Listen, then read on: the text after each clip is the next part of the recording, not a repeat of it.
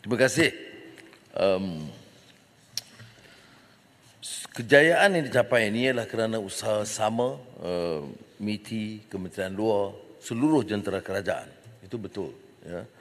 Bukan saja dari satu dua kunjungan yang kita lakukan yang cuma menjadi pemangkin kepada perubahan dan peningkatan jumlah pelaburan.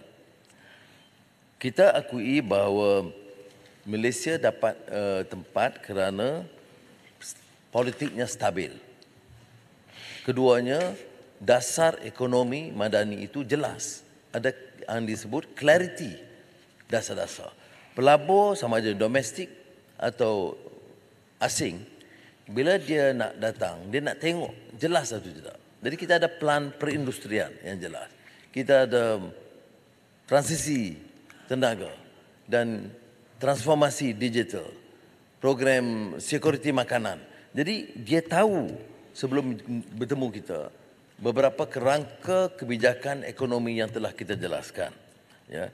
Kemudian tentu yang saya sebut tadi tentang kepantasan dan kecepatan kelulusan. Kerana Malaysia ini ada 3 peringkat. Federal, persekutuan, kemudian negeri, kemudian perbandaran. Selama ini beberapa teguran ialah kerana terlalu banyak kerana pentadbiran birokrasi. Dan ini kita jelaskan kalau peringkat persekutuan, kita tumpukan satu agensi di MITI untuk menyelaraskan.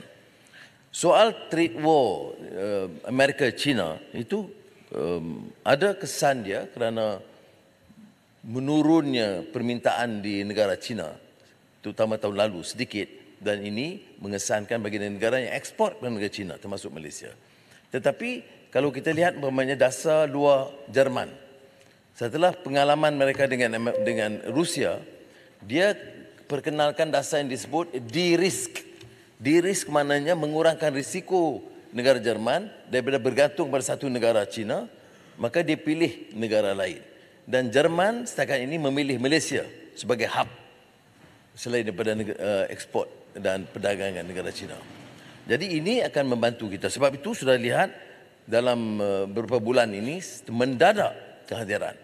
MITI menerima kehadiran Menteri MITI menerima kehadiran Menteri-Menteri Perdagangan. Hampir kalau minggu ini 2, 3 Menteri Perdagangan luar negara yang datang untuk minta supaya dipercepatkan umpamanya FTA ataupun EU, FTA dengan EU, dan begitulah keadaan dia. Dan kita pun masih dapat pelawaan daripada kesungguhan daripada negara-negara Arab, khususnya Arab Saudi dan UAE dan Qatar, yang dulu ada melabur tapi agak tahap yang lebih rendah.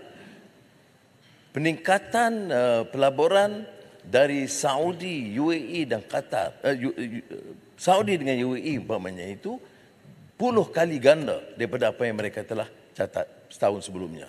Sebab itu saya fikir kita perlu terus beri tumpuan ini dan berikan latihan seperti yang susulan daripada soalan awal daripada Kubang Pasu, kerana kelemahan kita ialah latihan matematik sains dan TVET dan kejuruteraan dan AI di peringkat yang tertinggi. Dan kita mampu lakukan kalau kita berikan tumpuan dan peruntukan tambahan sepenuhnya.